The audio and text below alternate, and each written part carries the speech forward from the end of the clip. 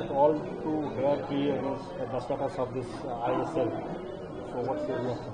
I think it's a welcome step, though I feel that the decision should have come much earlier, because once the Supreme Court had made ad hoc body of the current federation after Under-17 Women's World Cup when FIFA had banned, that time itself I think there was a case which I was one of the I was one of the party to put a case saying that we need to have a new constitution and have a new election, and this carried on for 3 long years, and that really delayed. And right now it's coming to a situation where your contract with the FSDL is coming to an end, so it's become the decision I think also got a bit delayed from the Supreme Court, and right now it's come in a situation where things are looking very difficult. But at the same time, even the ad hoc committee which the Supreme Court and the elections had held under the president of Kalyan Chobe, as soon as the Under-17 World Cup women was finished, they should have gone to the court saying that we are an ad hoc committee, which the Supreme Court had mentioned that you are an ad hoc.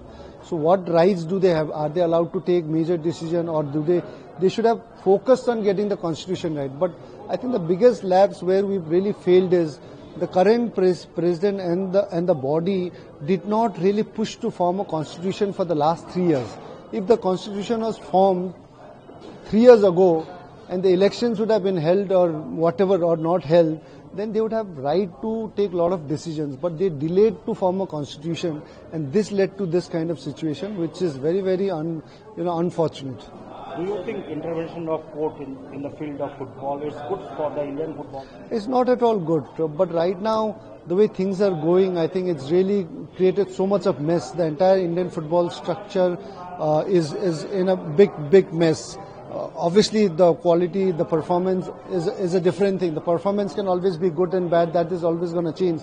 But I think you need to have a proper structure to really run the sport and take it forward and have a long-term plan. But I think that structure still is not there with Indian football at the moment.